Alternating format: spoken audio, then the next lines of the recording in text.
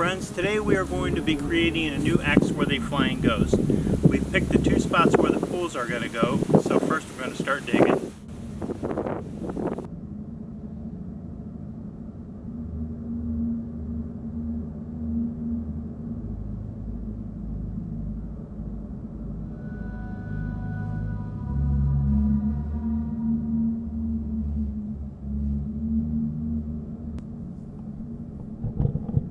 Since we're only going to keep these posts up for Halloween, we wanted to make them readily able to come out of the concrete.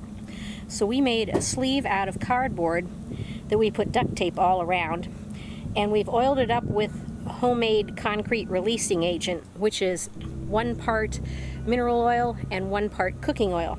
We've rubbed it all around the outside of this sleeve that we have in red here. Next we're going to pour the concrete and see how well it releases after it hardens. Post number 1 is complete. We were able to pull out the post with some nails and ropes and a little bit of vertical effort, and then we were able to pull the sleeve out with some vice grips, and it can be reused to make the second post. Now every year that post is going to be easy to lift in and out, and there's a little bit of play in the hole around the post, but nothing that can't be shimmed up with a little piece of wood or cardboard every year. It makes it easier to take it out. On to the second post. The parts for our new Axworthy flying ghost just got here, so we'll be taking them out of the box in a moment. Our old setup, we used a couple rims that we got from a local bicycle shop for free, and we used the motor from an ice cream maker that we got at a thrift store for about $3. This new stuff will be dramatically easier and smoother than the last setup.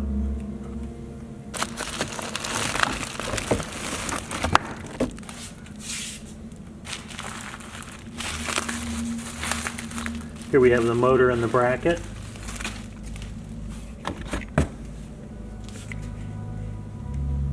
One of the nice wheels on really nice roller bearings. The other wheel already on a bracket, ready to be mounted to the post. And we have the power supply and string in there. I've painted the posts black so they'll be less visible in the nighttime. And now we're ready to assemble our system. We've got the motor, the drive wheel, and the satellite unit over there. We also made a sort of umbrella for the motor because we get a lot of rain here in Florida. So we just took a cardboard box and completely surrounded it with duct tape. Made a little hole in it so that it'll go over the bolt that holds on the wheel. Now we're going to mount the motor and the satellite unit to the posts. We've got our satellite wheel all mounted, now off to our motor wheel. Now we've got our motor wheel in place with our protective covering. Now we're ready to hook up the power supply and set up the ghost line. Well, our initial attempt with the motor mounted on the bottom and the wheel on top was very unsuccessful because the ghost kept getting caught either on the motor box or on the metal bracket.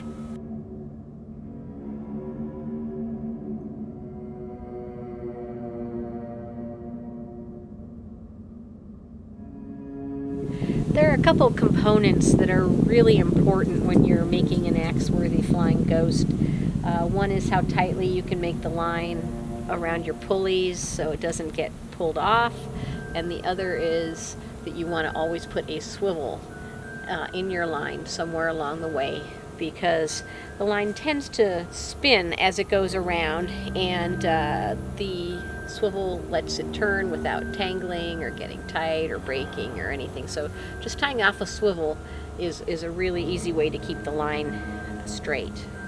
There are any number of different knots you can use to tie on your swivel, but the one we used is pretty simple. You just loop through, wrap around 3 times, go back through the loop, and then up through the second loop. And you pull it tight, goes all the way down to the swivel, and doesn't break. You have to trim off the extra. Don't leave too much hanging, just a little bit. You can look up any number of knots. The Berkeley knot's really popular.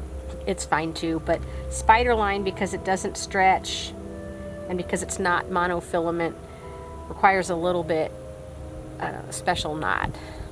Another important component of finishing your flying ghost is how you hang it. You want to use something that allows the line to twist underneath of it. So we just use a fishing snap here, and we take 2 small fishing weights that you just wrap around the line and put them a couple feet apart.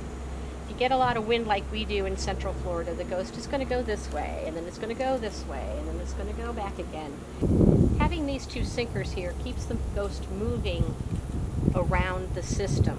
If you didn't have it, it would be possible for the line to just move, and if a heavy wind came up, the ghost would stay in the same place or go a different direction. The idea behind keeping the weights separated from each other is so that they can pass through the pulley individually. We found that our ghost would fall off if we had too much bunched up in one spot. We haven't made a very elaborate ghost yet. We were so happy just to get it working to where nothing fell off and everything went around smoothly without getting hung up. We'll probably start working on cool ghosts after this, but we're just happy to have it going. The run of our ghost is 60 feet in each direction, so it's pretty far. We did find there was a little sinking in between the 2 posts, of course, because of the weight of the ghost, but it wasn't too bad, and it still looks really great at night.